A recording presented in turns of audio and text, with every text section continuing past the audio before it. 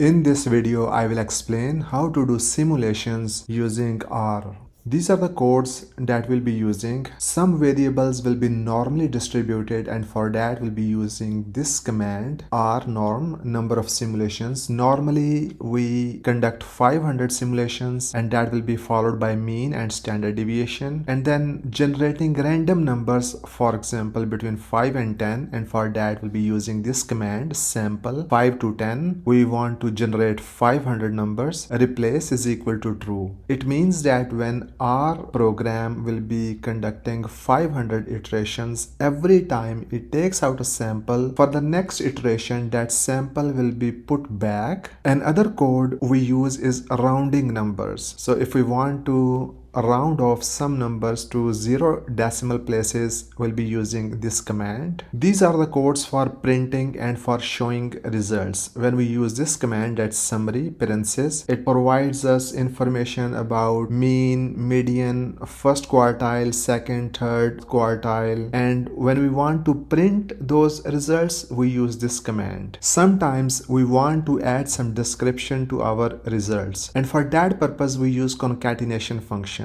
So in concatenation, for example, if you want to add some description, we use this command cat and then whatever you want to add and then name of variable, and then in the results this description will also be added. Then these are some general formulas that are used for profit, cost and revenues calculation. The first one is variable cost. Variable cost is generally given per unit. In order to calculate total variable cost, we have to multiply it by demand. Revenues is price per unit multiplied by demand, and profit is equal to revenues minus all type of costs, including total variable cost, fixed cost and overhead cost. This is the data I want to use for simulation, and in this data you are in the process of planning the opening of a restaurant, a venture that demands careful consideration, and there is some data. Data is summarized here. We have two scenarios. One scenario is you want to set price to $14, and in the other one you want to set price to $16. Fixed cost is constant in both cases, $700. Variable cost is also same in both cases. It ranges from $5 to $10 in both cases. Demand, mean or average, it changes. When price is $14, expected demand will be $285, and when price is increased to $16, demand will be $250. And then this is standard deviation for demand, which is same in both cases. Overhead cost is also same in both cases. We want to conduct simulation and we want to see how much profit we can expect in both cases by conducting 500 simulations. This is our data. Fixed cost is $700, overhead cost is $650, price 1 $14 and price 2 $16, and we have to conduct 500 simulations with each of these two prices, $14 and $16. The first step is to write codes for those variables that involve some random numbers, and the first one is demand, because we know demand is normally distributed, and this is the code that we'll be using for demand. Demand 1, which means demand when we are using $14, will be rnorm 500 simulations. Mean is 285 and standard deviation is 20. And if I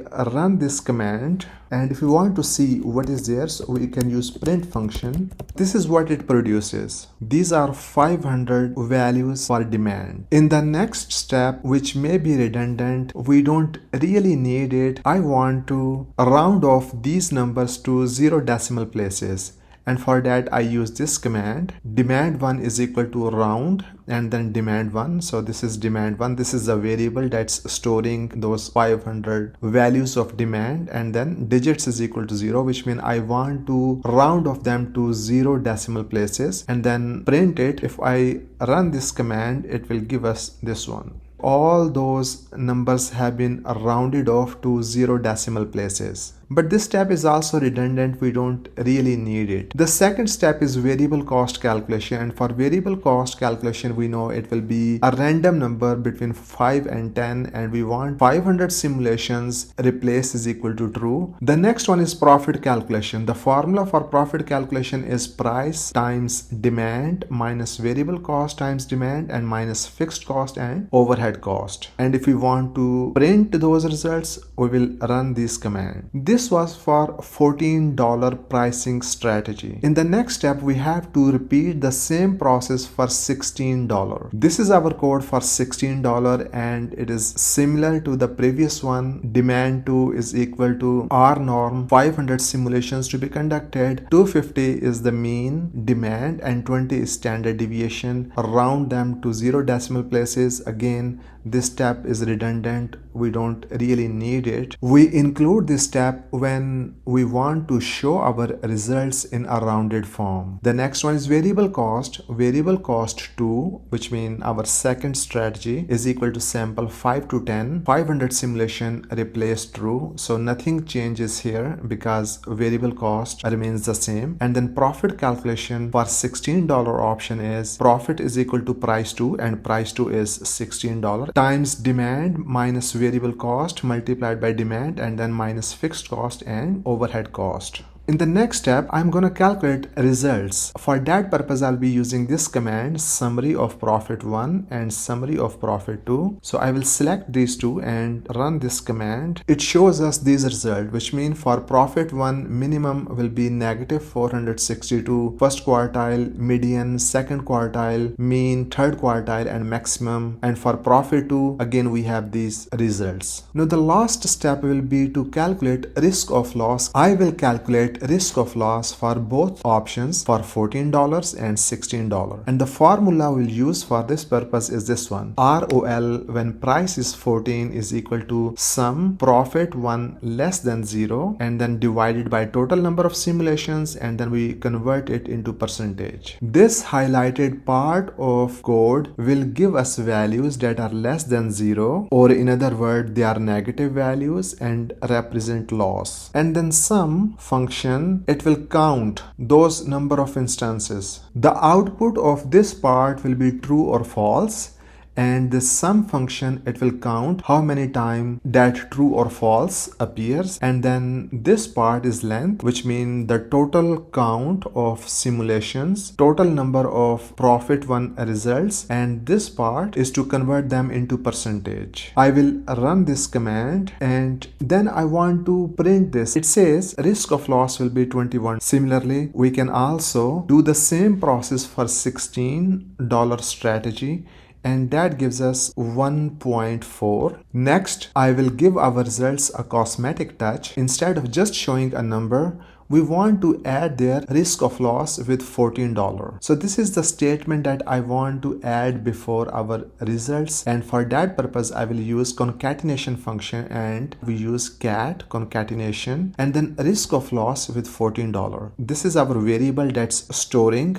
our results, and then this part, it means that start next line. If I execute this command, it shows that risk of loss with $14 is 21. Everything remains the same, with the only difference that this is added, which is much better. And the same thing we can do over here as well. And if I run this command, it shows that risk of loss with $16 strategy is 1.4%.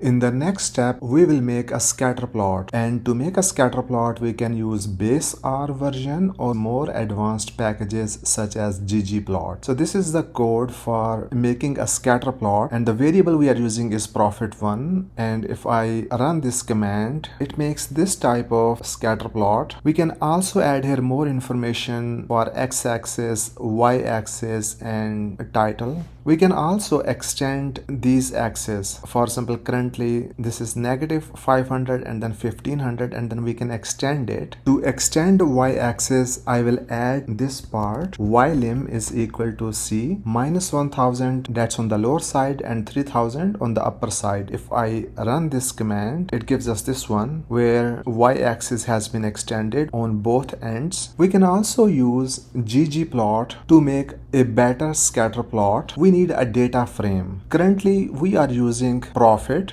to make scatter plot, but we need a data frame, which is a kind of a table that has both x-axis and y-axis. So although we have this profit, but we don't have number of simulations, and for that purpose I will create this one. Number is equal to 1 to 500. That will represent number of simulations, and then a data frame will be df is equal to data dot frame, and number is equal to number of simulations, and profit is equal to profit 1. It's kind of table, and if I run it, so that gives this type of table where we have number of simulations and profit, and that's exactly what we need to make a scatter plot. And then we use this code for making scatter plot, which means ggplot df, which means our data, aesthetics x is number, y axis will be profit 1, and then we need to make another scatter plot for profit 2. Geom point color, any color you can choose. This is title, x-axis label, y-axis label, and then theme minimal. So if we run this command,